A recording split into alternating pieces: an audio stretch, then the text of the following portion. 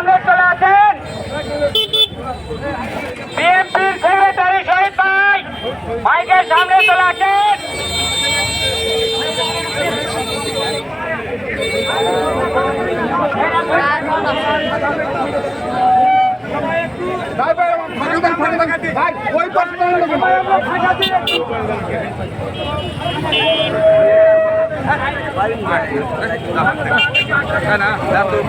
যায় নাকি খালি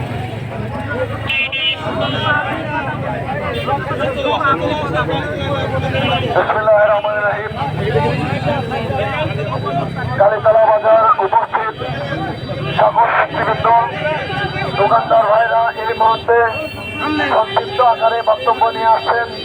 বাংলাদেশ জাতীয়তাবাদী যুবদল নওগাঁ জেলার অহংকার আমার অত্যন্ত ভাই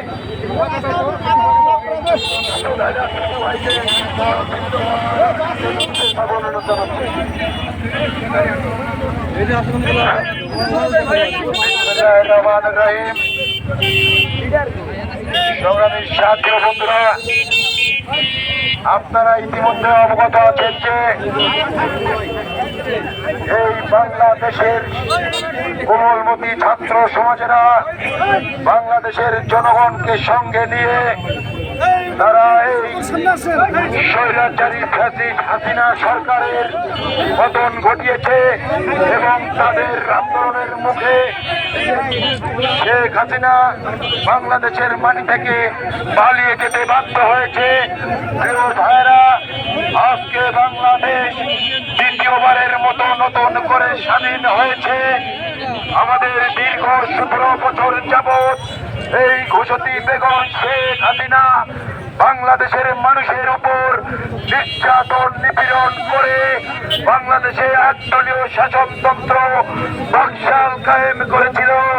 ঠিক তেমনি ভাবে 1971 সালে 30 লাখ শহীদের বিনিময়ে বাংলাদেশের স্বাধীনতা অর্জন হওয়ার পর বাংলাদেশের ক্ষমতার মস্তকে যখন শেখ মুজিবুর রহমান অধিষ্ঠিত ছিলেন, ঠিক সেই সময়ও 1975 সালের 25 জানুয়ারি মাত্র কয়েক মিনিটের ব্যবধানে একদলীয় শাসনতন্ত্র বাকশাল কায়েম করে বাংলাদেশের মানুষের বাক স্বাধীনতা হরণ করেছিল, সংবাদপত্রের স্বাধীনতা হরণ করেছিল।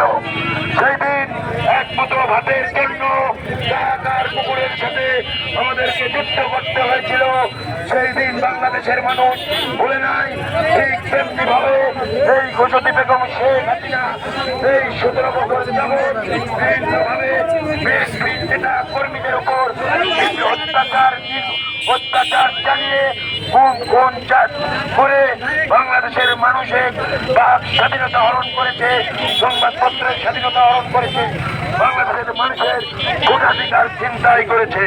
প্রিয় ভাইরা, আপনারা জানেন এই ঘোষিত বেগম শেখ হাসিনা বাংলাদেশের আলেম ওলামাদের উপর ওই শাপলা চত্বরে নির্বিচারে শেখ হাসিনার নির্দেশে গুলি চালিয়ে বাংলাদেশের আলেম ওলামাদেরকে